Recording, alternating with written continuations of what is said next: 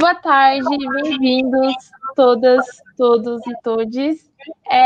Estamos dando início à série de webinars da A Escola Legal. A gente, durante hoje e amanhã, dia 15 e 16, a gente vai debater temas como políticas públicas, sustentabilidade, feminismo, negritude e como que a educação impacta em todos esses temas. E para a conversa de hoje, a gente vai iniciar falando um pouco sobre educação 4.0 e negritude, racismo e redução de desigualdades. E para essa conversa, a gente tem a participação de 3 convidados mega especiais, que é o Jean Katumba Maluandan, que é um engenheiro, presidente da África do Coração, o Ronaldo Gonçalves Santos, que é professor doutor de Engenharia Química na FEI, aqui em São Paulo, e a Marisa Batista, que é doutoranda pesquisadora da Universidade de Lisboa, em Portugal. Muito obrigada, pessoal, muito obrigada por ter aceitado esse convite. Eu tenho certeza que essa conversa será maravilhosa. E para iniciar nosso debate, eu gostaria de jogar uma pergunta disparadora para vocês. Como que a educação 4.0 se relaciona com a negritude? Porque a gente está tendo vários debates em relação ao afroempreendedorismo, afrofuturismo, e a gente entende que há uma lacuna social que afasta esses dois mundos. Então, como que a gente pode utilizar essas novas tecnologias para potencializar a educação dos povos pretos, dos povos periféricos, desses povos que por muitos anos foram marginalizados por esse sistema social? E para começar essa conversa, eu gostaria de convidar a Marisa. Bom, boa tarde a todos e a todas. Amanda, eu adorei a tua pergunta. Nada fácil de responder, mas eu só queria fazer aqui uma reparação em relação à última live, né, e mandar um grande abraço às meninas que começaram essa história, que provocaram exatamente na consciência do nosso diretor executivo da Revista Legal esse processo, porque toda elevação social, ela depende de um processo, é um procedimento, né, são várias etapas até a gente conseguir uma elevação social. E esse tema negritude, ele não está, né, eu acho que você começou muito bem, colocando que ele não está à parte ou não está aquém a tudo que acontece no mundo. Na verdade, você bem frisou, a população vulnerável hoje nas periferias do mundo, o mundo ele tem as suas periferias, né, e geralmente é composta exatamente por etnias, pessoas, os menos desfavoráveis, e dentro dessa população dos desfavorecidos, grande parte do mundo se encontra exatamente a etnia negra, que pertence a uma diáspora, né? Justamente pelo processo do escravagismo, da escravidão, foi se formando diásporas que ficaram longe das políticas de inclusão no mundo inteiro. É mais ou menos assim, é difícil nós tentarmos sintetizar em poucos minutos toda essa luta transgressora de você ser arrancado de um continente em que você perde a tua identidade, recomeça uma vida diferente dos costumes, das crenças e das tradições, sem uma família, quer dizer, você é obrigado a formar um outro tipo de família, que é uma família social, e foi assim a história do nosso povo. Mas não significa que o nosso povo não tivesse um conhecimento, não tivesse uma cultura própria, porque durante muitos anos nós ouvimos dizer que existem pessoas sem cultura. Não, todas as pessoas possuem uma cultura porque tem uma história evolutiva. Então, dentro desse contexto, o negro tem a sua cultura porque ele também possui a sua história evolutiva. Lembrando que em 1000 anos antes de Cristo, o africano já possuía a tecnologia do ferro, né? Que o doutor Ronaldo, inclusive, pode dizer melhor do que eu sobre essa trajetória. Mas como é que está ligado intimamente? É uma questão de sobrevivência. Se a negritude da nossa periferia, que estão, vamos assim dizer, adormecidas, elas estão adormecidas, a nossa negritude está adormecida perante a tudo que está acontecendo, tanto da indústria 4.0, como da questão da Covid, nós não vamos sobreviver. E quando eu falo na sobrevivência, é no aspecto mais primário mesmo. Mas é interessante que essa periferia, quando quer, ela também, essa coisa da distância, né, da era digital é paliativa. Por quê? Porque quando interessa a mim buscar, enquanto ser periférico, as novidades do rap, do samba, do pagode, do funk, eu também acabo me associando a um tipo de tecnologia. Eu também vou fazer buscas na internet. Então, o que precisa esclarecer a nossa periferia, da qual eu me incluo e vou me incluir sempre, mesmo sendo hoje, né, lusitana, dizer assim, o que eu quero nesse mundo? Aonde eu quero chegar? Qual é a diferença que eu vou fazer?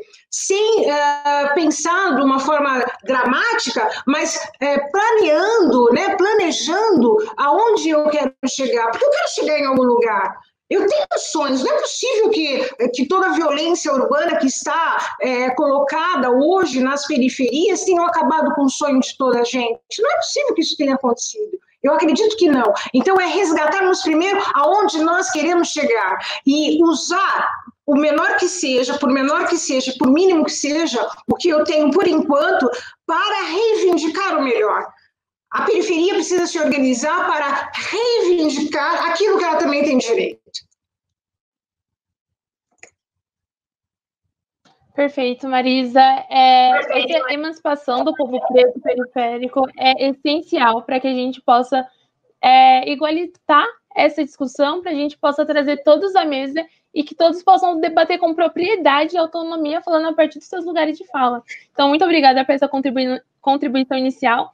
E agora eu gostaria de chamar o Jean para falar a sua narrativa inicial e também sinta vontade para responder as perguntas e provocações na mesa. Muito obrigado. Boa tarde a todos e a todas. Primeiramente, queria agradecer a plateia tão maravilhosa que a gente tem aqui. Agradecer também a todo mundo que está me seguindo nesse momento. E agradecer a convite que me foi feito. Orando esse convite, queria também, nesse momento, apresentar um pouco sobre minha apresentação. Meu nome é Jean Katumba, sou congolês da República Democrática do Congo, no centro da África. Estou aqui no Brasil há 7 anos. Estou na situação de refúgio, porque sempre fala sobre refugiado, parece refúgio, mas estatuto, mas é uma situação que as pessoas, qualquer um pode se encaixar nisso, se encontrando nessa situação. Aqui no Brasil, eu estou fundador e presidente e diretor da ONG África do Coração, hoje em dia Pacto pelo Direito de Migrar, que está presente agora em 6 estados, e que está na atuação mais forte, até se tornou uma ONG internacional, que está na Argentina e na França, com o objetivo de lutar contra o preconceito e a discriminação. Quando falamos de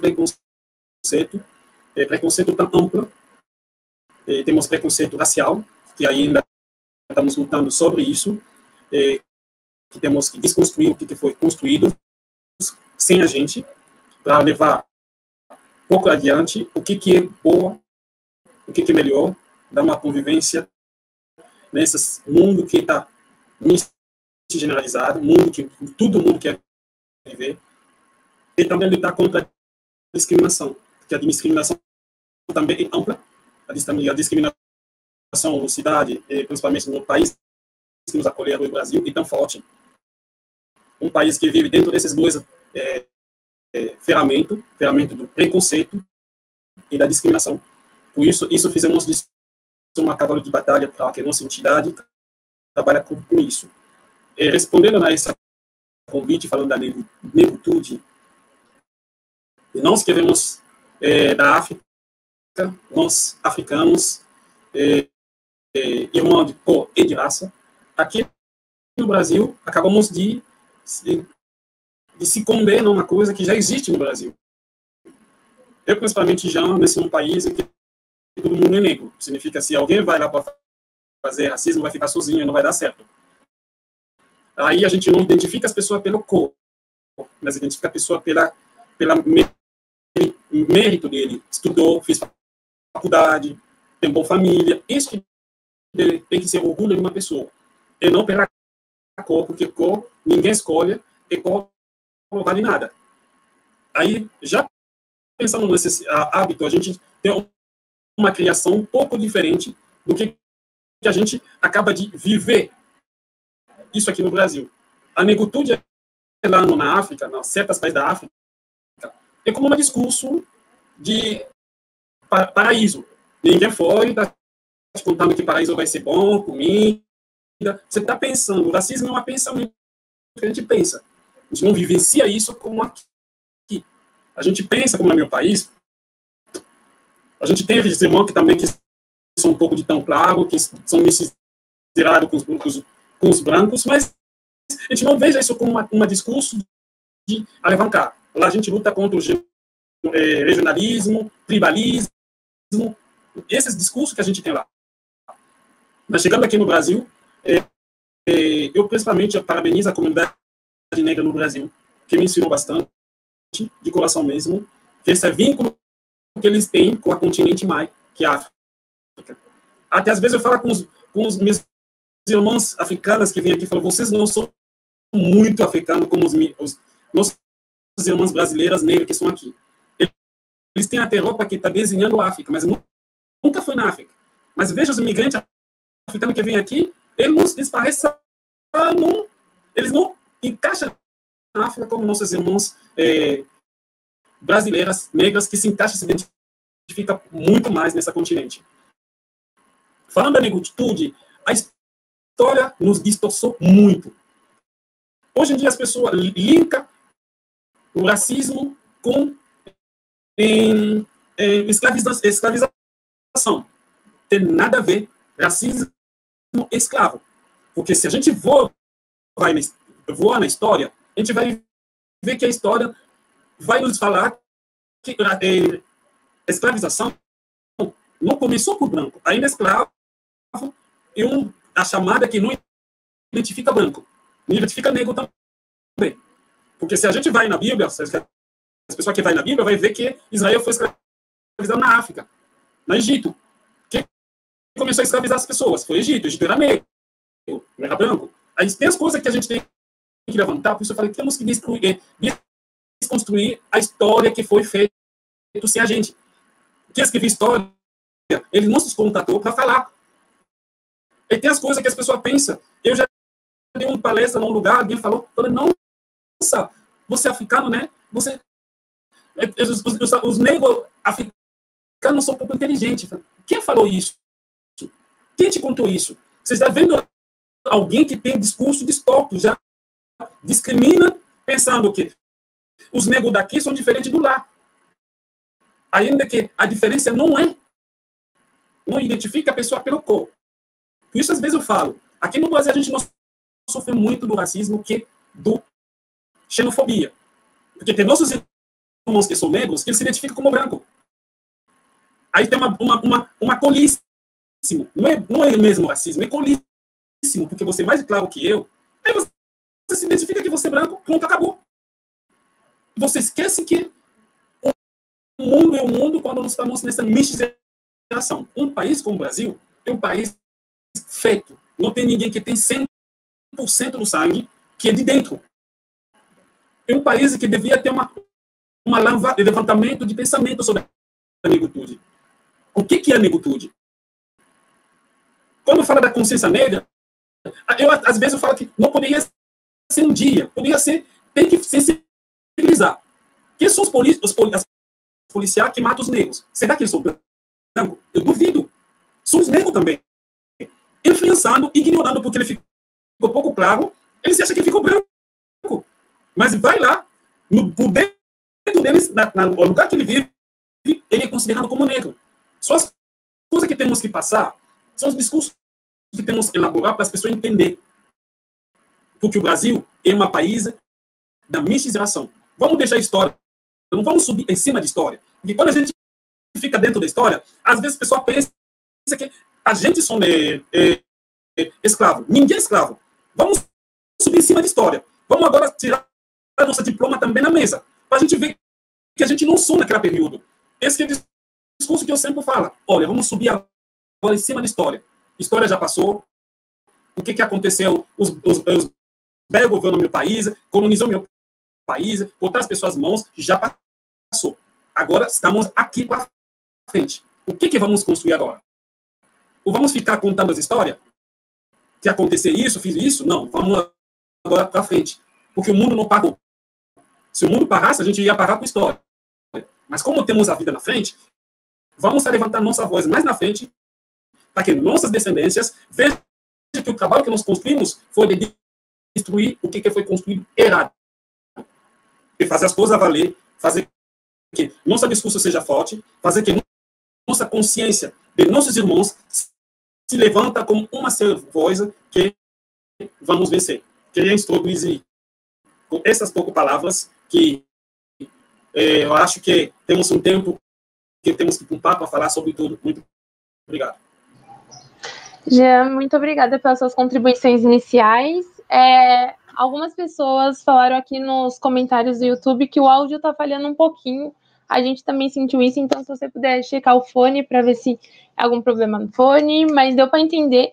Mas só para deixar bem escuro esse debate, eu gostaria de fazer algumas retomadas do que o Jean comentou. Ele falou bastante sobre essa luta contra o preconceito e a dominação, a importância da gente desconstruir a história e se questionar qual é a história que está sendo contada. Será quem eram as pessoas que estavam com a caneta na mão escrevendo essa história? Então, será que o que a gente aprendeu na escola, o que a gente aprendeu no colégio, e a história que muitas pessoas continuam reproduzindo, será que não é uma história com uma hegemonia branca heteronormativa? Então, é muito importante o negro se identificar enquanto negro mesmo, porque muitas pessoas aqui no Brasil, de acordo com a fala do Jean, começaram a achar que é branco e excluir e refutar essa miscigenação cultural. Esse discurso é bem forte. Eu gostaria de fazer um paralelo com a minha própria vida. Eu fui me descobrir enquanto mulher preta e periférica ano passado, em 2019, com 23 anos. Eu completei 24 anos ontem e para mim é como se tivesse nascido novamente a partir do momento que eu me descobri nesse lugar. Porque a gente vive num sistema que ele é racista estruturalmente. Então, desde pequena, eu cresci vendo novelas, programas televisivos, onde o padrão de beleza era o padrão eurocêntrico, onde beleza era ter o cabelo liso, cabelo loiro, os olhos azuis. Isso vai causando reflexos psicológicos que, se a gente não tem esse debate crítico, se a gente não se questiona e não se provoca, a gente continua perpetuando esse racismo que mata diariamente o povo preto. Eu costumo falar que genocídio não é só morte por tiro. Genocídio é todas as formas de opressão que faz com que o povo preto se sinta diminuído e com que o povo preto não valorize a sua própria raça. Pessoal, eu gostaria de convidá-los também, todos e todas e todos que estão acompanhando pelo chat, para mandar perguntas, para que a gente possa fazer esse debate o mais democrático e o mais plural possível. Enquanto isso, eu gostaria que o professor Ronaldo comentasse um pouco as suas contribuições iniciais, a sua visão do mundo, qual que é a sua percepção em relação à educação 4.0 e negritude, por favor.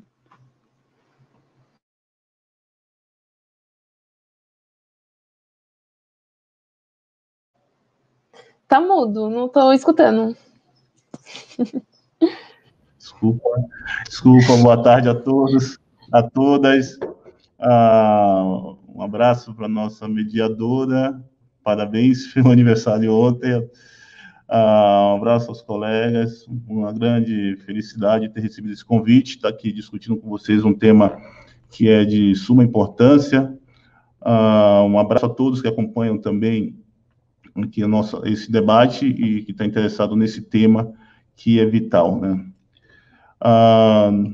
Quando nós olhamos a nossa sociedade, olhando a sociedade brasileira especificamente hoje, a gente vê um retrato de uma situação que não é justa, né?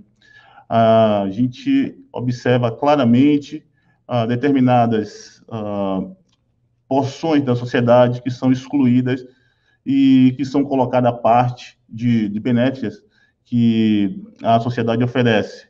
As benéficas são uma qualidade de vida digna, um estado de direito, né? Direito à vida, inclusive, e alimentação, por exemplo, digna e saudável, né? Então, quando a gente olha essa distribuição, a gente imagina que há uma imposição de superioridade social, né, que, na verdade, é um reflexo de uma imposição econômica da nossa sociedade. Então, nós vamos encontrar nichos de pessoas vivendo em condições totalmente à parte e aquém do mínimo necessário para se considerar vida digna. E quais são essas pessoas? Se nós olharmos um retrato da nossa situação hoje, a comunidade negra ocupa os principais bolsões de pobreza e de miséria deste país. Temos aí a população indígena também, né, que sofre bastante, mas a população negra, com um menor percentual da população brasileira, ela é mais cotidianamente encontrada nesses bolsões. E de onde que vem isso? Os colegas que antecederam aí na fala colocaram brilhantemente a origem disso tudo. A história nos conta essas razões, né? No Brasil, nós sofremos um processo de embranquecimento, valorização extrema da cultura europeia, né? E, com isto, foi desvalorizado todo o conteúdo cultural da comunidade negra. O tom de pele veio como o carimbo para isso tudo. Então, o tom de pele, hoje, ele classifica a qualidade social do cidadão no Brasil, absurdamente. Nós podemos retomar um pouco a discussão que vem sendo feita há décadas aqui no Brasil sobre a exclusão social do negro. Nós podemos voltar a leituras que parecem que foram esquecidas. Eu não vou citar nenhum autor aqui especificamente, mas como posicionar o cidadão pelo tom, o tom da sua pele, seu fenótipo. Isso é claro no Brasil. A imposição do lugar do homem negro, da mulher negra. Tá? Então, isso nos é imposto a nós, né, cotidianamente. Nós sabemos disso, né? Nós temos aulas de histórias diárias aqui no Brasil com esse convívio social. Se nós olharmos nossa história, a história de embranquecimento da população brasileira, com os incentivos, inclusive, governamentais, né, para privilegiar migrantes europeus de origem europeia, inclusive com concessões que hoje seriam consideradas cotas, né, de terras ou alocações em postos de trabalhos com maior dignidade que foi dada à população negra, né? Então, nós vemos sofrendo isso há séculos. Desde a escravidão, nós não podemos também esquecer que a população mundial negra, né, tem uma origem africana e de realeza, né? Nós temos uma cultura muito bonita e rica, com produções culturais, com produções técnicas, com desenvolvimento de tecnologia, né, que vem há séculos sendo utilizado pelos países europeus, obviamente com uma contribuição, não é única, obviamente, mas que é menosprezada. Já foi dito, inclusive, a apropriação do conhecimento e do saber do povo negro pelas sociedades eurocêntricas, né? E se apropriando de um conhecimento e excluindo o proprietário do conhecimento de usufruir das suas benéficias. Hoje nós vivemos numa sociedade em que o negro não tem o mínimo de direitos quando isto é balizado por direitos gerais de uma sociedade justa, né? Desde a violência policial, a violência psíquica, também foi citado, imagine, a lavagem cerebral que é feita na população negra diariamente, impondo um padrão de beleza, um padrão de sabedoria, ou seja, um gênio ou um cidadão muito inteligente não tem um perfil negro, um médico, um grande empresário não tem um perfil negro. É isso que é vendido para a gente, e é isso que é comprado por parte da população. Os padrões de beleza que sempre excluíram as mulheres negras, tá? Agora vou citar Florestan Fernandes, que impõe um lugar, tá? Para a negra, a mestiça, a branca, cada um com seu lugar. A mesma coisa para o homem negro, seu posto de trabalho altamente especificado, altamente categorizado para ocupar aquele nicho ali que é devido a seres que têm menos capacidade. Então, nós estamos ouvindo isto há décadas aqui nesse país e é reproduzido não só por pessoas que não dispõem do conhecimento, não sabem da história. Esse discurso é feito e reproduzido por gente que tem o conhecimento, por gente que sabe da história. Então, é feito de propósito, né, de caso pensado, como devemos dizer, e justamente para manter o status que a sociedade tem hoje e beneficia um nicho dessa sociedade. E esse nicho é um nicho branco, né? Majoritariamente masculino, né? Então, se nós, dentro desse cenário, vamos fazer um debate sobre educação, ou sobre um avanço e mudança de posição social, ou uma busca de justiça social, né? Uma busca de justiça, pelo menos para uma equiparação dos direitos de todos os cidadãos que vivem nesse país, nós temos que pensar em educação. A educação é a força motriz para a mudança. Nós não temos outra saída. Não passa pela minha cabeça uma sociedade ou parcela dela que possa progredir sem ter um conhecimento. Tá? A educação, ela vai além da escola, obviamente. A educação é conhecimento, é a busca do conhece a ti mesmo, né, como deve ser. Primeiro, um conhecimento pessoal, sabendo das suas qualidades, dos seus defeitos, e não simplesmente absorvendo um conceito imposto que muitas vezes deteriora o próprio ouvinte que detém aquelas propriedades, né? Então, nós precisamos romper com isso, com conhecimento, com a educação, para que a gente possa, toda a sociedade, e principalmente tendo a negritude como força motriz dessa mudança, chegar a um estágio de igualdade de direitos e de dignidade, né? Perfeito, professor Ronaldo. Esse debate é muito importante e me sinto muito contemplada quando você traz tantas questões culturais quanto as questões técnicas e a importância de nós, tanto brancos quanto pretos, de questionar os padrões de beleza, questionar os padrões eurocêntricos de beleza e valorizar a cultura afro. Surgiram algumas perguntas, na verdade várias no chat, a galera está bem curiosa, e eu gostaria de pegar uma pergunta que foi feita pela Rita de Jesus Leira Ares.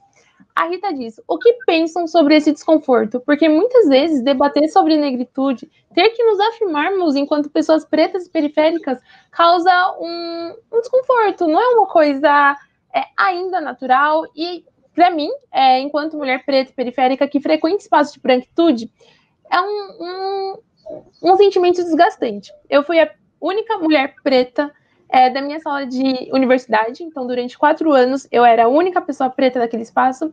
Eu e mais 2 pessoas eram os únicos pretos da empresa que eu estagiei, e sei que esse sentimento, ele precisa ser cuidado e ele precisa ser acolhido. E existem diversas formas da gente fazer isso, desde aquilombamentos, conversas em rodas de pessoas pretas. Mas o que eu gostaria de saber, fazendo um recorte para a pergunta da Rita de Jesus, o que vocês pensam sobre esse desconforto e como que vocês estão cuidando desse sentimento? Como são as estratégias que vocês utilizam para ser acolhidos, na mesma forma que vocês conseguem sustentar esse debate e pressionar os aliados brancos a se inteirarem desse discurso e também se posicionarem como pessoas antirracistas? Marisa, você gostaria de começar? Você está mutada. Não, ouviu agora? Chegou? Agora Opa, então vamos lá. Rita de Jesus, que excelente pergunta que você faz. Eu só queria, Amanda, se você me dá um minutinho, eu vou fazer um corte transversal, que assim, primeiro eu queria fazer uma errata em relação à última live que nós tivemos, porque nós tivemos um assassinato aqui muito brutal, em que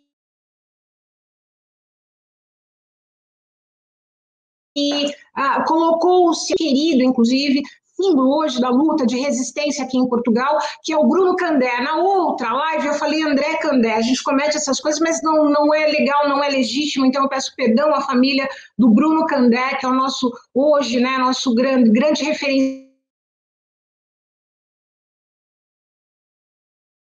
de luta aqui em Portugal, que era nascido em Lisboa, que foi uma questão que eu esqueci de complementar. Ele foi assassinado porque falaram que ele deveria voltar para a terra dele, e aí eu faço já uma junção do que o Jean está falando, do que é ser refugiado, né? Essa situação do refúgio, e quem é refugiado não é refugiado porque quer, é porque tenta buscar a sobrevivência e tenta buscar um outro povo que entenda a dor e o sofrimento. Que eu acho que é isso que nós temos que começar a sentir, e é uma direção, inclusive, da ética africana. Enquanto existir na Terra alguém sofrendo, é impossível a humanidade ser feliz. A ética Ubuntu fala exatamente isso. Enquanto tiver um do meu semelhante, e aí eu falo em veias, falo em sangue, falo em células, enquanto existir uma pessoa sofrendo nesse mundo, é lógico que eu não vou ser completamente feliz. E pegando esse recorte do Jean e pegando essa questão do Bruno Candé, que era tão europeu quanto o senhor que mandou ele para a terra e o matou, eu queria dizer o seguinte para vocês. Em termos de, que eu gosto muito de situar a conjuntura e falar da resistência.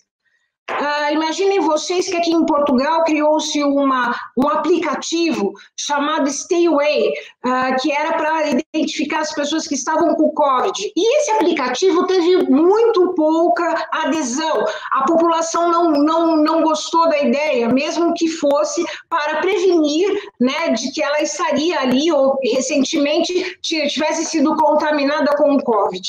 A questão é que esse aplicativo ele é específico para smartphones.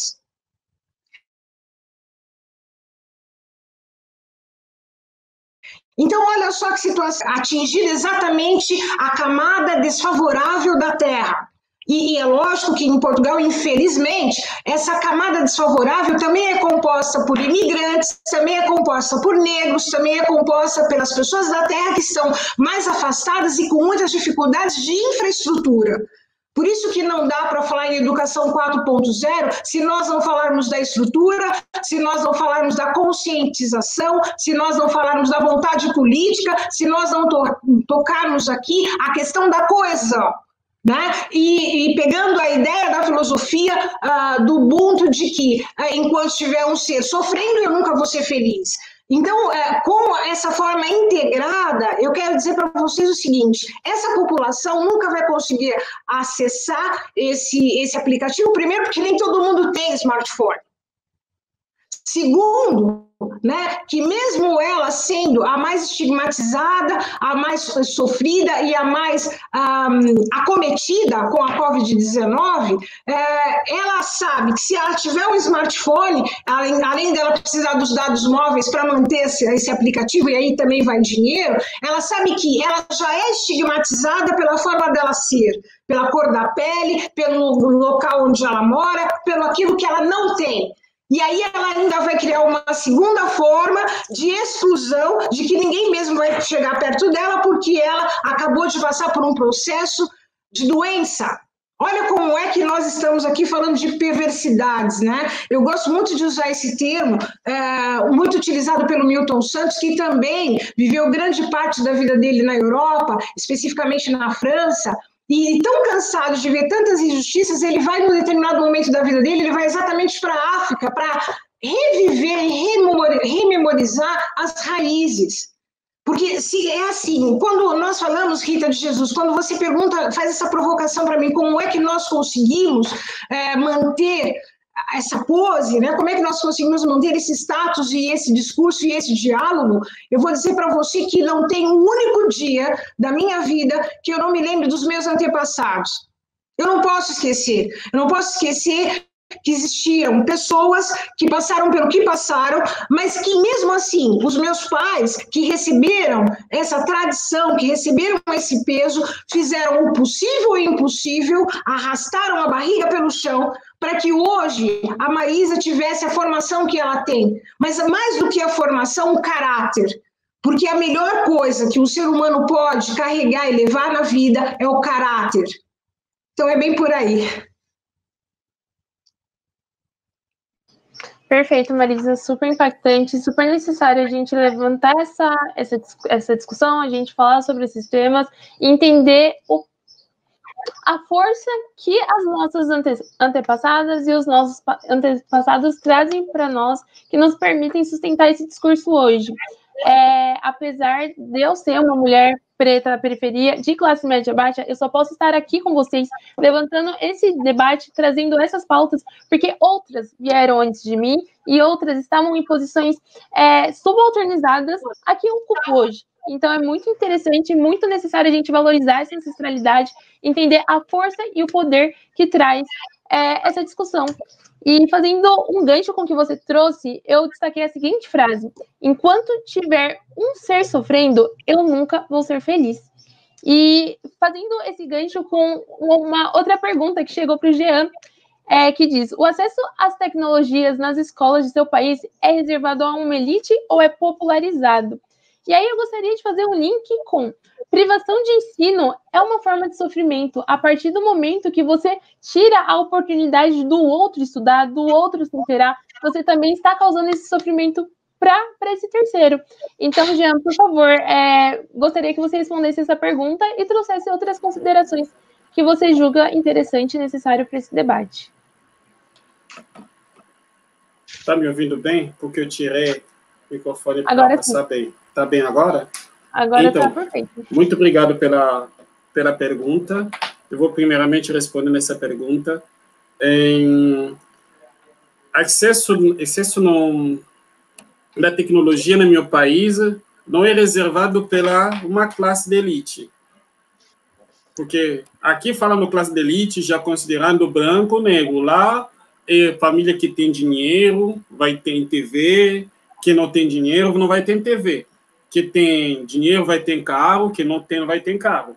Significa não tem uma distinção tão forte. A vida está ainda se construindo pela condição que o país está, na própria condição da social das pessoas. Enfim, o excesso na tecnologia não é tão separado. É nas possibilidades de cada pessoa que vai se batalhar para conseguir, que não vai se batalhar, e tanto faz. Querendo linkar um pouco na debate sobre a educação 4.0, sobre como a negritude está sendo implementado nas escolas aqui no Brasil. Temos um projeto aqui na nossa entidade que se chama Ubuntu, um projeto que a gente implementou para reforçar ensino da cultura afrodescendente, cultura africana para os afrodescendentes. Porque nós vemos do lado, a gente sabe da nossa cultura sem contar. Porque a cultura não deve ser ensinada. A gente nasce com a cultura. São as coisas que a gente tem de sangue. Se toca a música do meu país, mesmo que eu não seja cantador, eu entendo, me identifica.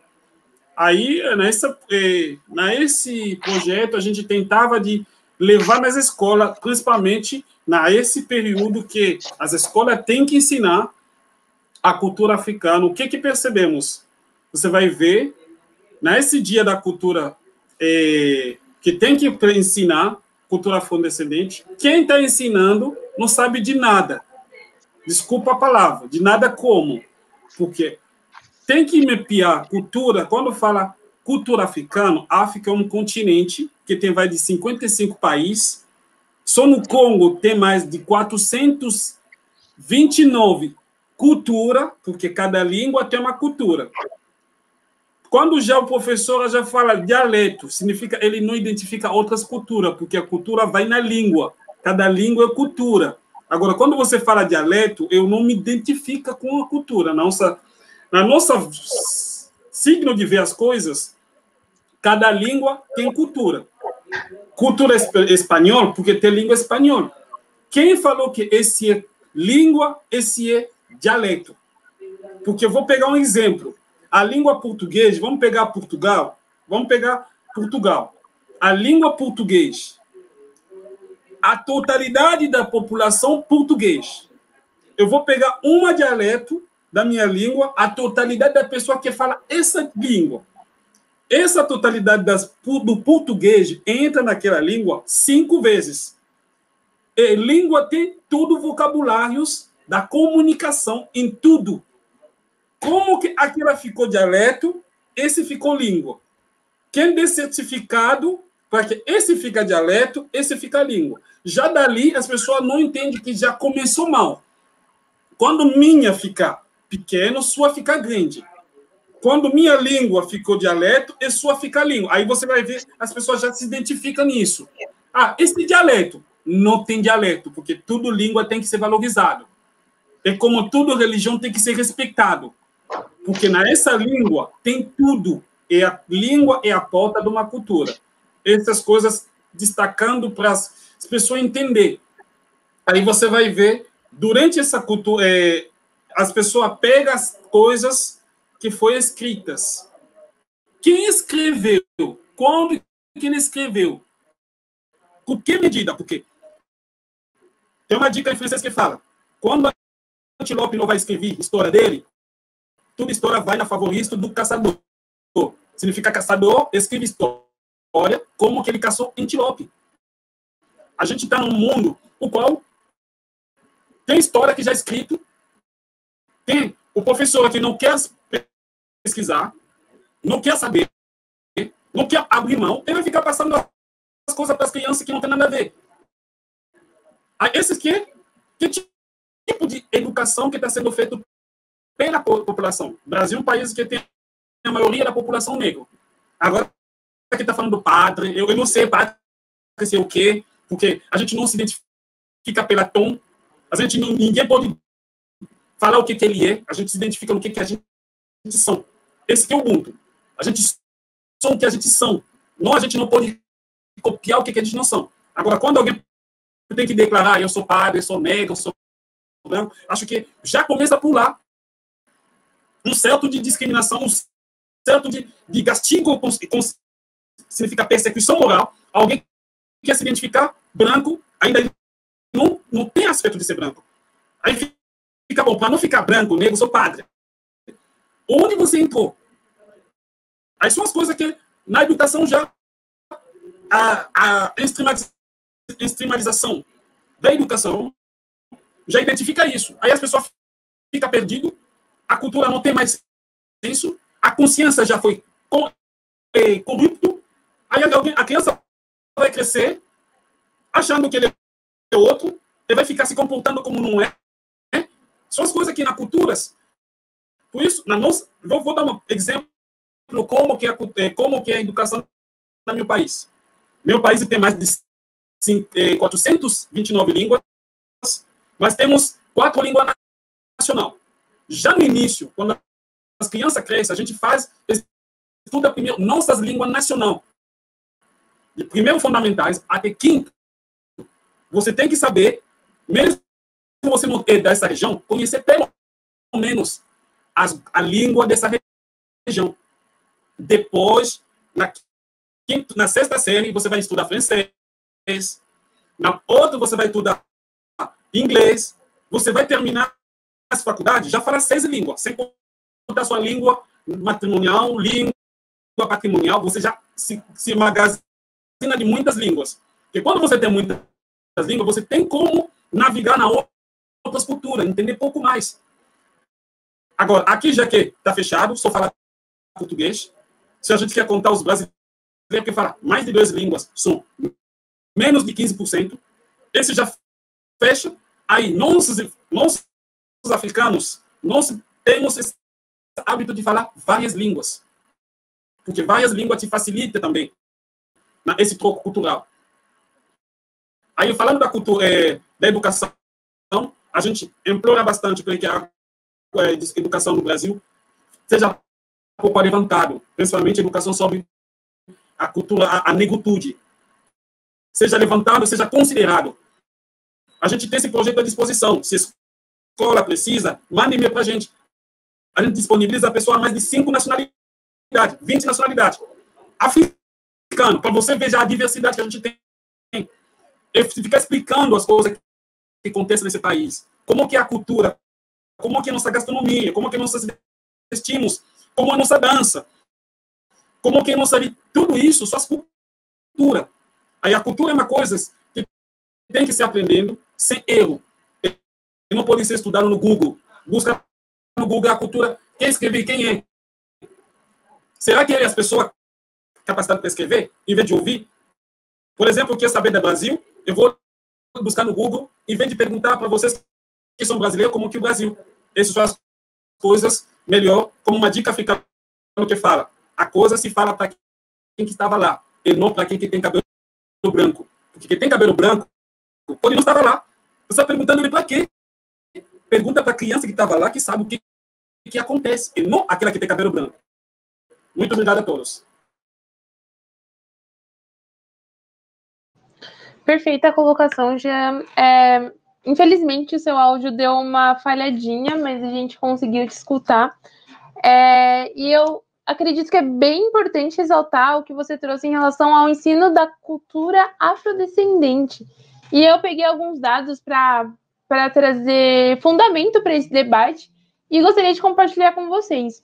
Entre 1965 até 2014, 90% dos livros produzidos foram por pessoas brancas e 80% dos protagonistas são brancos. E esse dado vem da UNB, que é a Universidade Nacional de Brasília. E só em 2003, o governo fez uma lei que obrigava as escolas a ensinarem a história da África, que é a Lei 10.639.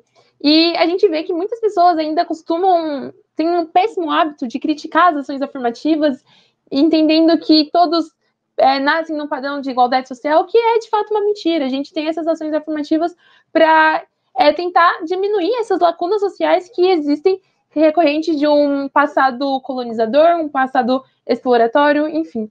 E fazendo uma ponte com esse ensino, professor Ronaldo, o que o senhor entende por educação 4.0? Trata-se de uma forma inclusiva de educar?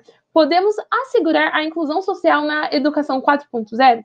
Essa pergunta foi feita pelo Murilo Angeli dos Santos. Ok, é uma excelente pergunta. Eu gostaria só de voltar um pouco na pergunta da Rita de Jesus, rapidamente, sobre o constrangimento que é a discussão racial no Brasil, né? Isso é, de fato, mais um estigma que nós carregamos. É um peso se falar de problemas raciais no Brasil. Há uma tentativa de que isso seja sempre mantido nesse nível de calmaria para que nada seja mudado. Então, você que sofre, você fica quieto, e eu que me beneficio, eu fico quieto também. Então, há essa tentativa. E como que a gente tem que se posicionar diante disto? Não necessariamente cada um tem suas estratégias, mas é uma questão ainda mais ampla, uma questão de humanidade, eu diria. Quando você presencia, né, no auge da sua humanidade, né, você presencia uma injustiça tão intensa, você não pode ficar calado, sendo branco, negro, amarelo. Você não pode. A questão que nós estamos focados aqui é uma questão de um debate pontual, que é da questão da negritude, a questão racial, que está envolvida nesse debate, mas há outras. Então, nós não devemos somente combater uma única injustiça, então todas as outras injustiças. E quando você se habituar a ver as injustiças e ficar calado, uma parte de você já morreu como gente. Nós precisamos ser humanos, nós precisamos exercer a humanidade. E passa por isso não ver o outro sofrer sorrindo, né? Se o outro está sofrendo, vai me fazer sofrer, vai me incomodar. E eu me sinto na obrigação de intervir. Acontece que, num desses sofrimentos, eu faço parte dele, que é a questão da discriminação racial. E, igual a todas as outras dores, eu vou me impor, eu vou intervir e eu vou me posicionar. Por todos os fatores que os colegas falaram, inclusive de histórico, meus antepassados passados, eu tenho obrigação, eles me trouxeram até aqui, eu tenho obrigação de carregar um legado, tá? Além disso tudo, tem uma questão muito pessoal. Nós não podemos chegar no amanhã e dizer que nós lavamos a mão, nós lavamos nossas mãos diante de uma situação tão drástica como a que nós vivemos. Algumas pessoas, você pode perder algumas amizades, você pode perder alguns benefícios, né, de trabalho, por exemplo, mas você não perde quem você é. Então, é preciso manter sua identidade, sua natureza humana e seu senso de justiça social. Nós temos uma geração aí que vem, né, jovem, que a Amanda é uma representante desse grupo aí, que vem justamente dentro desse contexto. É preciso intervir, cada um ao seu jeito e cada um buscando essa convergência em um ponto que seja de melhora, né, de melhora para toda a sociedade. Nós não queremos que a sociedade se inverta, nós queremos que a sociedade seja humana e igualitária. Então, por esse ponto, nós vamos brigar, discutir e intervir em diversas instâncias e em todas que forem necessárias. A pergunta do Murilo sobre educação 4.0.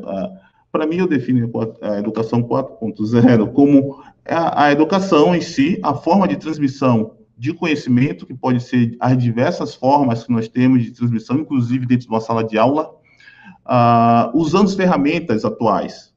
As ferramentas atuais é a internet das coisas, as redes de computadores, né? Essas coisas. Então, você coloca dentro do ensino, né, da educação como um todo, ferramentas mais modernas, vamos dizer assim. Isso é educação 4.0, e, obviamente, usando metodologias mais modernas também, ou seja, que trate o público atual como ele tem que ser tratado, usando as ferramentas corretas. Não que as ferramentas do passado são ruins, elas foram boas para um público do passado. Para o público de hoje, eu tenho que usar outras ferramentas.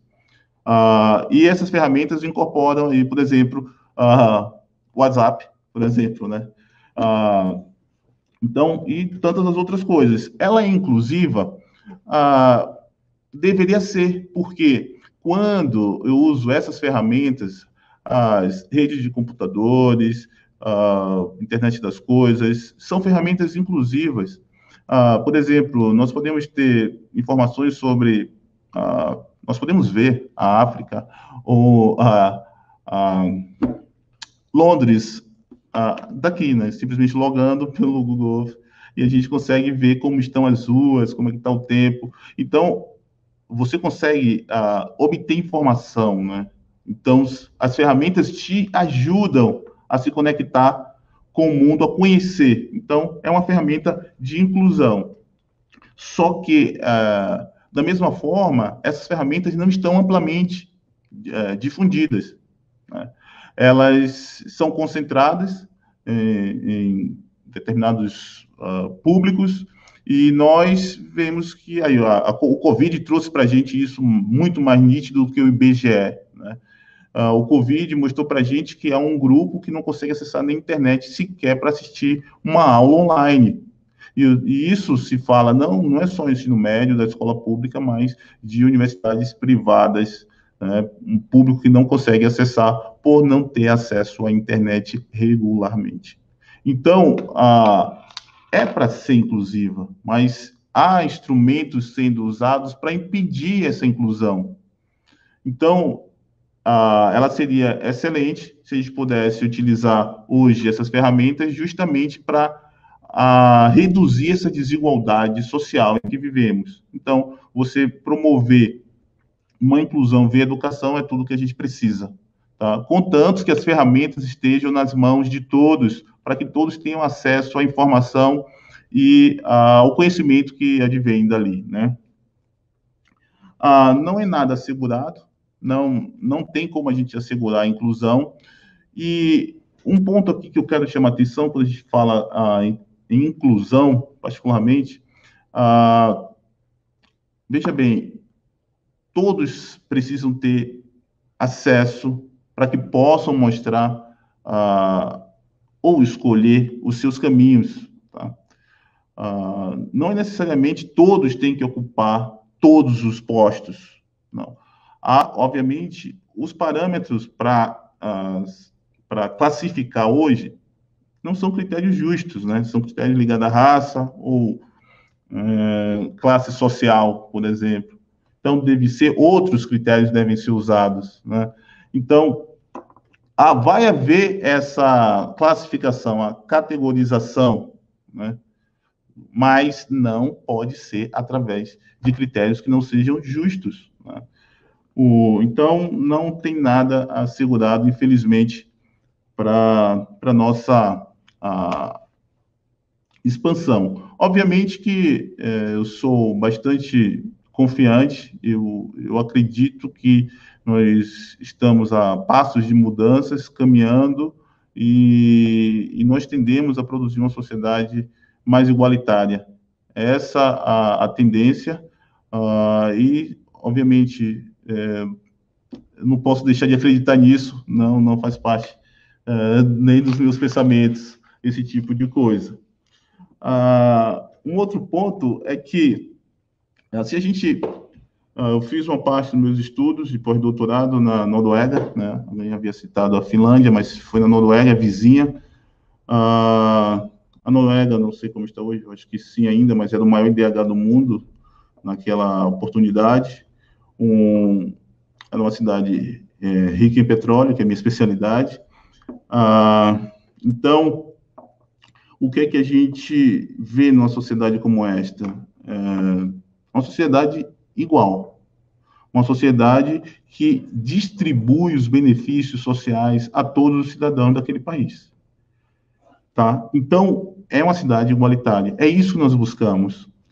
Eu estou falando do igualitário, não quero dizer que seja uma cidade altamente humana. Obviamente, você vai encontrar lá, você tem grupos neonazistas, né? Embora seja um país que cabe dentro da região metropolitana de São Paulo, também dentro da cidade de São Paulo, você encontra mazelas também, tá? Um pouco de violência, drogas e coisas também que se encontra nos grandes centros. Mas do Estado, o que se espera é cumprido. O Estado impõe a lei, ou seja, justiça social e igualdade, bem-estar para todos. Então, é o que eu considero uma sociedade evoluída, em que todos têm acesso às mesmas benéficas que o Estado produz, tá? Na verdade, que o Estado gerencia, porque quem produz é a própria sociedade. O nível de educação é muito elevado, tá? O acesso à educação é muito amplo, né? Então, toda a sociedade tem acesso à educação e produz resultados, né? O racismo, nós estamos num país totalmente de origem tipicamente europeia, né? Então, um país que era um país pobre algumas décadas atrás, o petróleo tornou a Noruega um país rico, muito rico, vamos dizer assim, riquíssimo. Então, tem resquícios de uma ignorância, e isso perpassa pela ação do Estado, né? Você não imagine que em algum lugar deste mundo, com o bombardeio midiático que se tem contra a cultura negra, né? Isso acontece em todas as regiões do mundo, que você não seria exposto a crimes de racismo, mesmo na Noruega. Então, como a nossa TV, né, a TV europeia, ela obviamente a nossa é pior, né, mas a TV europeia também é eurocêntrica, como nasceu eurocêntrica, né, e reproduz o discurso hegemônico branco, coloca o negro em condições de inferioridade e transmite essa ideia para toda a sua população. Logo, você vai encontrar réplicas, reproduções desse discurso em todos os cantos do mundo. Acontece que nós entendemos isto, né? Entendemos, obviamente, esse mecanismo, e temos que buscar os recursos em cada instância que nos caiba. Eu diria que buscar, talvez, uma reparação por um crime de racismo em um país como a Noruega seja mais fácil do que buscar uma reparação de racismo em um país como o Brasil. Infelizmente.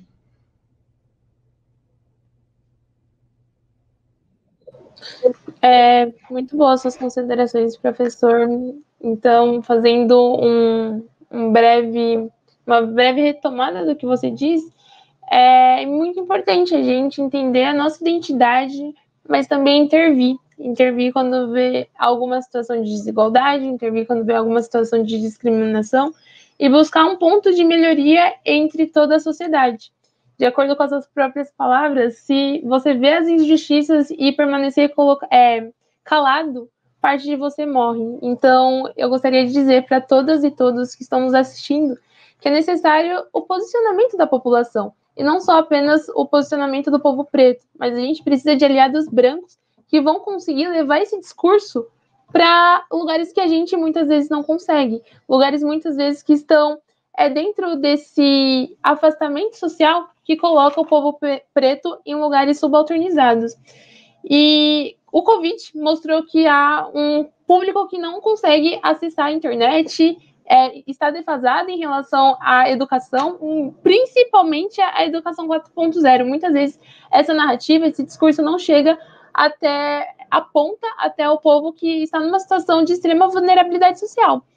E com esse contexto, eu gostaria de saber da mesa quais são as ferramentas, estratégias, instrumentos e tecnologias sociais que os indivíduos e as instituições podem utilizar para potencializar a inclusão do povo preto.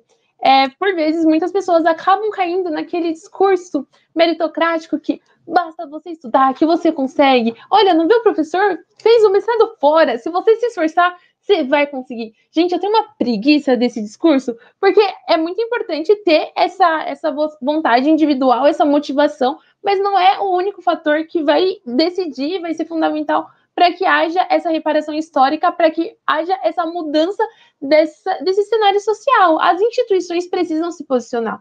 Mas eu gostaria de ouvir de vocês da mesa quais são essas ferramentas e tecnologias sociais que tanto os indivíduos e as instituições podem utilizar para potencializar a educação do povo preto.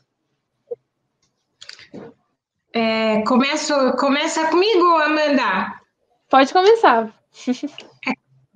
Então, adorei a provocação, porque aí eu vou começar perguntando quantos negros estão à frente das organizações.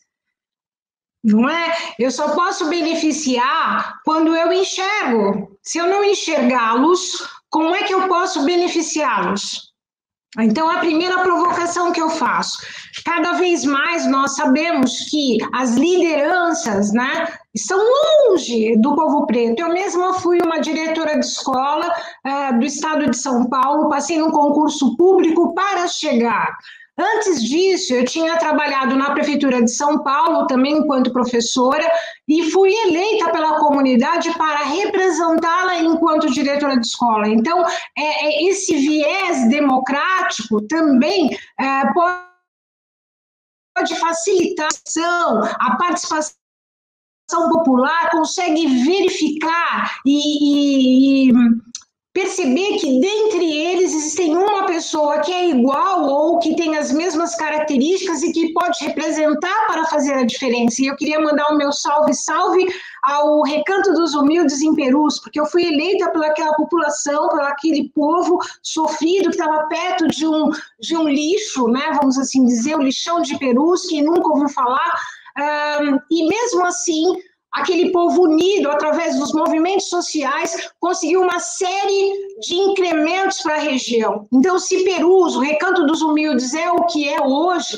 foi por causa dos movimentos sociais e das lideranças que ali estão, que incansavelmente buscam essa justiça social que o professor doutor Ronaldo Santos colocou muito bem para nós. Então, a primeira provocação é: os negros têm que acessar, tem que buscar de forma democrática ou concursiva, ou por competências, ou por habilidades, posições estratégicas de poder. Aí nós estamos começando a falar de democracia. A democracia também existe quando eu, igualitariamente, consigo distribuir no poder, né, essa é a divisão justa de que eu possa reconhecer outros que precisam tanto da minha liderança. Mas falando ainda nos parabéns, né, do Recanto dos Humildes, eu quero dar também meus parabéns à Amanda. E a Amanda tem uma característica que eu não sei se as pessoas saibam, mas eu vou dizer aqui. Ela fala o inglês the perfect, perfeito. Amanda, ela domina o English. Então, eu quero dizer aos meus irmãos brancos, negros, pardos, indígenas, aonde quer que vocês estejam, por um motivo europeu, lógico, o inglês é eleito a língua, como bem disse o Jean, porque o Jean fala o inglês perfeito também, a maior parte dos africanos falam o inglês. Olha aí uma das competências dos africanos que não é explorada. Não é porque eles falam e falam muito bem o inglês, poderiam trabalhar em vários lugares, em vários centros de línguas, né? Até as linguagens nativas, iorubás, né? E tantas outras, que também são línguas, que também, como disse o Jean, tem uma história, e atrás da história, atrás da cultura, da antropologia, tem uma arte, que eles também são excelentes artesãos, possuem um conhecimento social que tem um feeling, tem uma sensibilidade que é muito peculiar, porque eles trabalham exatamente com o senso, né, o senso de responsabilidade, de autenticidade, e isso está atrás exatamente de princípios que o ser humano precisa. Então, o que eu estou dizendo aqui é que é necessário o conhecimento eurocêntrico, porque é esse o saber sistematizado que é cobrado dessa negritude que busca uma igualdade. Mas também é necessário que nós tenhamos a mente aberta para conhecermos aquilo que nós não conhecemos e valorizarmos aquilo que nós não valorizamos. Eu acho que o negro começa a se igualar numa sociedade justa quando ele consegue dizer: eu também tenho conhecimento, e o conhecimento que eu trago também é importante. É um exemplo simples que eu estou dando. E eu queria também, no dia 15 de outubro, elevar os meus parabéns a todos os professores do mundo. Hoje é dia do professor no Brasil, é uma data memorável. Eu sou o que sou, cheguei onde cheguei, graças à docência, graças à sala de aula e graças aos alunos.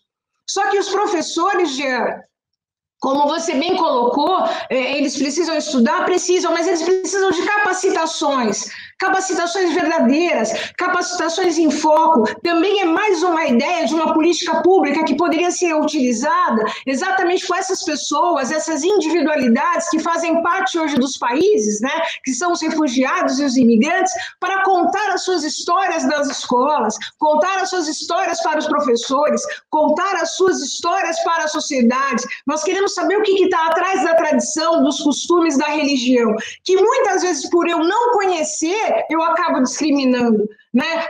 As matrizes africanas são perseguidas por ignorância. As pessoas não conhecem o que está atrás das religiões africanas. E isso é muito triste, né? Quando eu discrimino sem conhecer.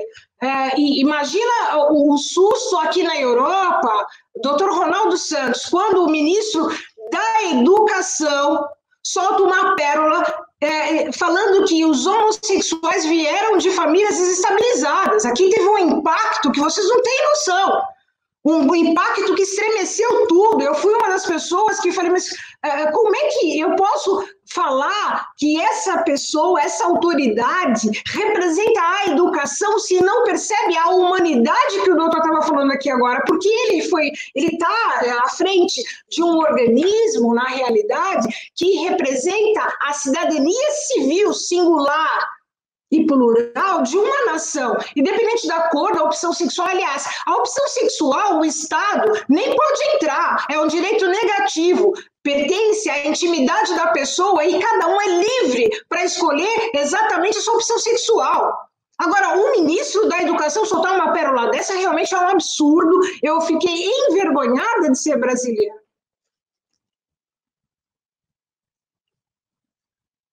Obrigada, Marisa, pelas suas contribuições. Jean, gostaria de adicionar alguma pergunta? Muito obrigado, gostei da fala da professora. Enfim, eu queria só acrescentar nessas falas sobre o que podemos fazer. Eu sempre, na minha análise, sempre eu busco de saber 3 perguntas. O que temos, o que queremos e o que fazer. O que temos? Tem uma sociedade totalmente desconstruída pela história tonta, sem base real, base sentimental dos racistas que criaram montar a história do jeito que eles querem, para que a gente vivencie nessa história, fica ensinando nossos filhos nessa história. Nós temos que destruir isso que nós temos até agora. O que queremos? Queremos uma sociedade linda, da convivência harmoniosa, com respeito e consideração. Aí, para fazer sobre isso, precisa de uma solidariedade. Eu sempre falo, vamos subir em cima da história, porque a história nos deixa sempre embaixo. Se a gente quer contar a história aonde que a Negutilde chegou, vamos ficar na lágrima, vamos ficar chorando nos antepassados, como sofreram, como não tinha direito na escola, como foi maltratado, levado na escravização. Todas essas histórias. Vamos subir em cima dele, porque nós agora somos capacitados, temos títulos acadêmicos, temos poder também. Podemos, sim. Vamos construir o que foi construído errado. Esse é meu ponto de vista. Como eu sempre proponho a solidariedade. Nossa cultura Ubuntu é uma filosofia que eu queria passar isso. Ubuntu é uma coisa mais rápido. Ubuntu, na minha língua, nas várias línguas africanas, Ubuntu significa ser humano. Ser humano é Ubuntu. Se eu vou falar na 4 línguas do meu país, vai falar Ubuntu, mesmo na 4 línguas, significa ser humano. Ubuntu significa ser humano. Significa ser um ser humano, e além de ser humano é quem consegue chorar aonde as pessoas choram, quem consegue ser feliz aonde as pessoas estão felizes. Se você consegue chorar aonde as pessoas riem, ou consegue rir aonde as pessoas choram, você não é ser humano. Porque ser humano é contagioso, você tem que ser contaminada. Aonde as pessoas estão felizes, você tem que estar feliz com eles. Se todo mundo chora, você fica rindo, você não é ser humano. Ubuntu significa ser humano. Significa estamos juntos. Quando a gente quer ser uma coisa, a gente quer ser conjunto, não sozinho. Porque sozinho, o maior castigo do ser humano é ser sozinho. Por isso, presídio não é chicote. Presídio, a gente coloca você na 4 paredes. Significa você não consegue viver na 4 paredes. Você quer conversar. Por isso, sempre, quando tem aniversário, ninguém faz aniversário sozinho. Você compra bolo, compra cerveja, compra tudo. Porque você precisa da gente. Você podia contar, parabéns, já eu... Por que você não faz isso? Porque você depende dos outros. Esse que é a cultura Ubuntu. Significa, minha felicidade tem em vocês. Sozinho eu não posso ser feliz. Eu estou feliz porque vocês estão felizes. Eu estou chorando porque você está chorando. Aí, nesse âmbito, que sempre a gente tenta de compartilhar isso. Vamos construir o que foi construído errado. Vamos subir em cima da história. Vamos parar um pouco de ficar sempre na história. Foi assim, foi assim. A gente pode levantar? Se a gente cai, tem que levantar. Que cai sem se levantar, morreu. Significa nossa comunidade tem que abraçar frente, tem que ficar de pé, tem que estudar, tem que criar. Temos que levantar. Se eu falo de você na ONG África do Coração, uma ONG que está correspondendo com várias nacionalidades. Aqui temos 5 continentes. Todo mundo junto. Nós somente África como África. A gente pegamos África como berço da humanidade. Tudo começou lá. Aí como podemos montar uma coisa junto? Porque se a gente fala, como agora acabou de publicar uma publicação, um prefeito do Boa Vista falou que se eu ficar prefeito, não haverá privilégio para o venezuelano. Aí se eu falo, não, ele está falando com o venezuelano. Ele mexeu com o venezuelano, amanhã vai mexer com os outros. Nós, como imigrantes, vamos ver, não, ele é xenofóbica. Temos que denunciar. Por que está fazendo isso? Para você ganhar voto, você tem que ser xenofóbica? Não é. O que venezuelano fez? Entendeu? São as coisas que, quando você acha que pegou no outro, não vai pegar em mim, na nossa cultura não é isso. Na nossa cultura, minha felicidade está no outro. Eu vou fazer tudo para ele ficar feliz, porque ele vai me contaminar. Aí, fechando nisso, eu queria que nossa comunidade, pelo menos, vamos cultivar o Ubuntu. Vamos fazer tudo para pensar que a felicidade está no outro, não está com você. Você sozinho não é feliz. Ainda que para ser presidiário, você vai ficar na 4 paredes sozinho. Sem te dar comida, mas você está sozinho. Assim que as pessoas vão entender, vamos se juntar. O dor do Brasil nos enfeita, nós que vemos de fora. Vemos aqui de cabeça erguida, não sabemos sobre o racismo, sobre a discriminação, caímos aqui, caímos nesse dor. A gente não está fora disso. Imagina se um brasileiro está sendo discriminado, ele fala português. Imagina quem vem só falar português. É pior. O dobro de vocês, nós, os imigrantes, acaba de passar nisso. Aonde tem preconceito sobre brasileira negra, você acha que africano negra vai sair cabeça erguida? Não! Aí temos que juntar. Eu sempre imploro aos movimentos negros, tenta de buscar também lado de imigração. Tem muitos imigrantes africanos. Estende a mão. Deles é mais pior que de vocês. Estende a mão. Vamos juntar. Porque a divisão, não vamos fazer como igreja, um satanás, 50 igrejas. Para quê? Vamos fazer uma igreja e um satanás. Aí vamos fazer um go. Vamos se juntar mesmo? Porque essa divisão, ele não fala português. Olha, somos irmãos. Nossa irmandade se identifica na nossa tom de cor. Vamos se juntar mesmo. Vamos tentar demonstrar que a história já passou. Estamos com o presente e com o futuro que a gente vai mudar. A história não vai mudar nunca. Muito obrigado. Foi minha consideração. Não sei se eu falo muito, mas foi isso que eu queria colocar. Gratidão, Jean, por ter trazido. A primeira vez que eu escutei o Ubuntu, eu escutei no contexto de eu sou porque nós somos, que traz essa ideia de comunidade, traz essa ideia de irmandade, entender que nós estamos na Terra e a gente não está sozinho. A gente tem irmãos e irmãs e o nosso motivo de existência é viver em comunidade, entender quais são as potências e quais são as fraquezas do nosso grupo para que, em conjunto, nós possamos evoluir. Então, muita gratidão por compartilhar. E agora eu gostaria de chamar o professor Ronaldo para trazer as considerações relacionadas a essa pergunta e pedindo, por favor, para ser breve, para a gente ter essa consciência de tempo e não exceder o horário da nossa live. Tá bom. Sobre mérito, é um ponto que tem gerado polêmica, né? Mas parece bastante simples. Se a gente observa nossa sociedade, redundando, 55% de negros e você olha uma sala de aula numa universidade de prestígio brasileira, com 1%, 2% de negros, alguma coisa está errada. Se você olha os grandes CEOs, ou os grandes diretores, ou mesmo presidentes de grandes companhias, e o percentual de negros presentes lá, você encontra menos de 1%, tem algo errado.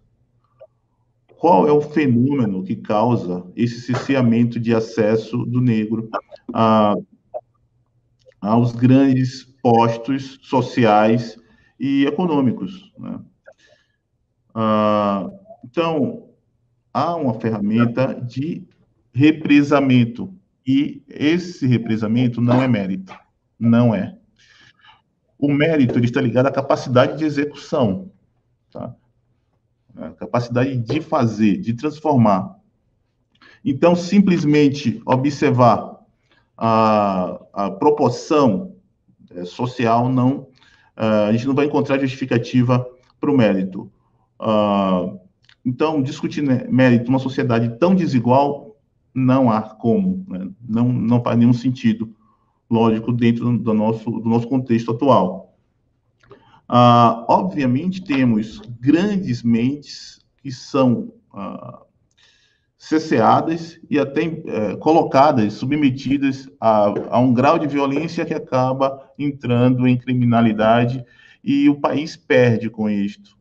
Tá? O país vai perder se ele não der acesso obedecendo o mérito.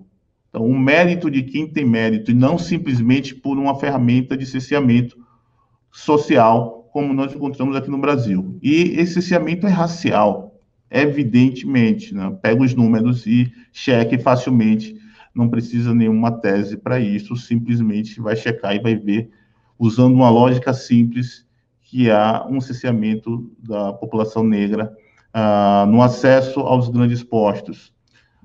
Certa vez, num debate, inclusive, participei de um debate e era uma repórter de uma TV famosa brasileira, e ela dizia, não, acho que a gente tem problemas de acesso dos negros, porque, por exemplo, nós temos uma vaga aqui e nós não encontramos negros com essa capacitação.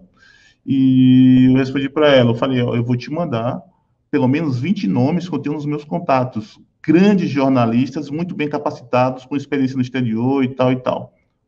E o currículo delas é melhor do que o seu, especificamente. Então, é muito fácil para quem está no poder dizer que ele tem um mérito. É muito fácil isto. É muito fácil se atribuir o mérito e tirar o mérito do outro. Tá?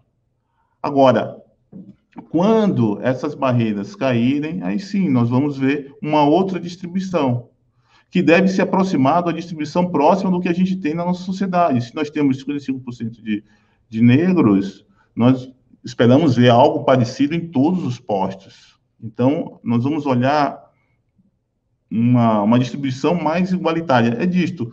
Alguns negros não vão conseguir, ou alguns brancos não vão conseguir.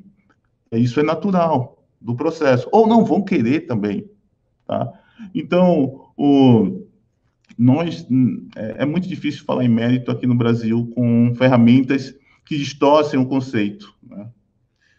E eu acho que o grande ponto de virada para a gente poder impor o mérito como critério é quando nós determos o controle de modos de produção, dos meios de produção. Veículos de comunicação, negros, donos de empresa, que ele vai ditar por onde nós, a comunidade, a sociedade, a parcela negra da sociedade pode caminhar. Porque hoje nós não temos isto. Nós estamos a reboque, né? Então, quando nós negros ocuparmos postos de comando, de decisão, e aplicarmos esse senso de justiça e tirarmos essas amarras que impedem que o mérito avance, aí nós vamos, de fato, ter uma sociedade melhor. Perfeito, professor. Muito obrigada pelas suas contribuições. Também quero agradecer ao Jean, a Marisa, por estar aqui com a gente, por transbordar esses conceitos.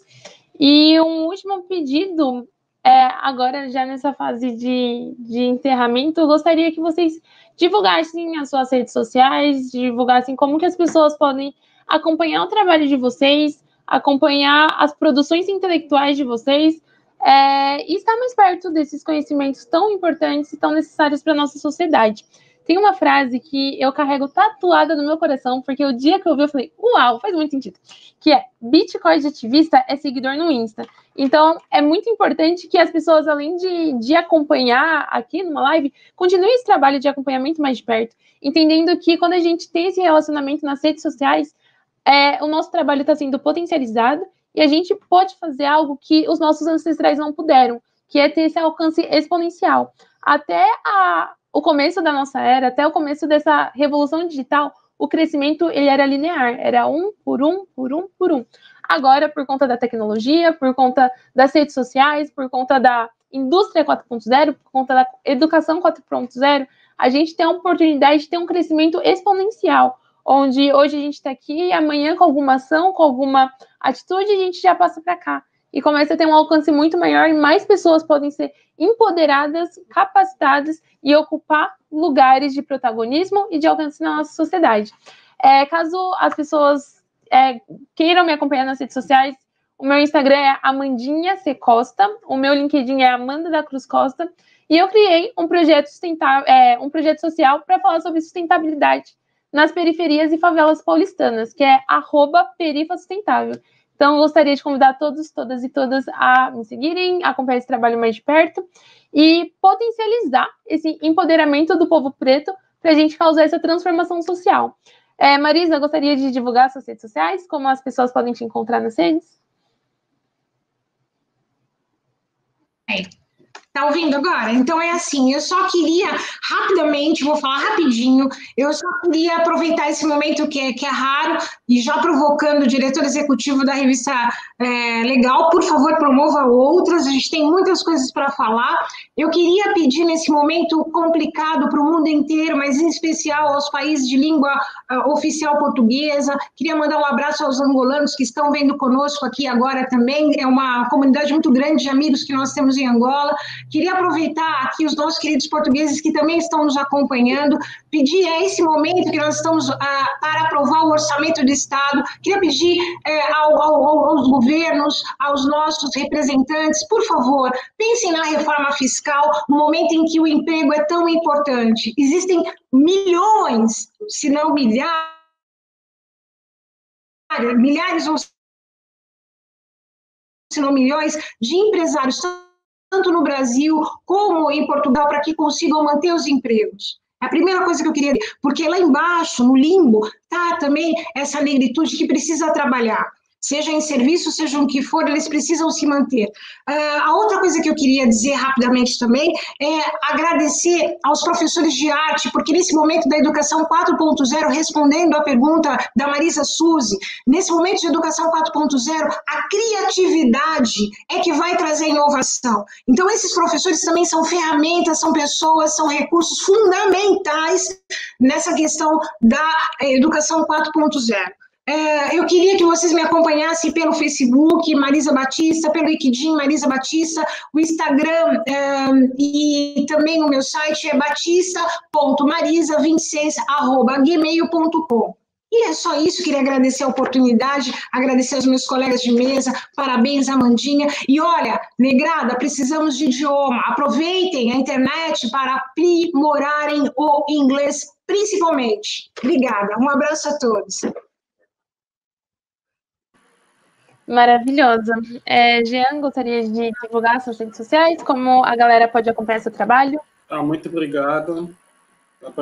Agradeço a todos que nos estão seguindo nesse momento. Agradeço também a essa linda plateia, mediadora, as duas professoras que dividimos essa plateia. Enfim, eu queria falar que minhas redes são abertas, eu uso muito o Instagram. LinkedIn, primeiro, Instagram não uso muito. LinkedIn só digitar Jean Katumba. Como sou presidente da ONG, você pode entrar em contato comigo via as canais da identidade, digita África do Coração, vai te levar na PDMIG, que é Pacto pelo Direito de Migrar. Qualquer mensagem que você vai entrar lá, vai me ser comunicado. Tem meu Facebook, tenho 13 Facebook, porque as pessoas se adicionam, fica cheio. A pessoa adiciona, fica cheio. Eu não estou muito no Facebook. Eu estou mais no Instagram, na LinkedIn, porque já está lá com... LinkedIn já está com mais de 20 mil conexão, que a gente coloca as ideias. Até a rede me encontrou lá no LinkedIn. Vamos se comunicar, vamos se juntar. Estou à disposição. Meus contatos estão lá. Quem entra em contato, a gente vai ter mais contato para levantar nossa bandeira. Muito obrigado e boa tarde a todos. Obrigada, Jean. Professor Ronaldo, gostaria de compartilhar suas redes? Está anotado. Tá, desculpa. Eu uso preferencialmente o LinkedIn, Ronaldo Gonçalves.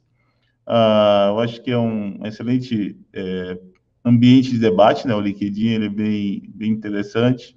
Então, eu centralizo lá, não uso muito Facebook, não uso muito Instagram. E eu quero agradecer, né, os colegas aqui da mesa, excelente debate, muito enriquecedor. Ele é providencial, né? Ele vem num momento chave também, que a discussão merecia. Também quero agradecer a todos aí que participaram, né, assistindo e mandando mensagem, e que é uma contribuição que a gente precisa para esse tema, né? E especialmente meus agradecimentos à Amanda aí pela excelente moderação da mesa e pela essa coordenação. Agradeço o convite da Escola Legal e deixo um abraço a todos. Obrigada a todos da mesa, obrigada a todos que acompanharam. E finalizamos a nossa mesa sobre Educação 4.0 e Negritude.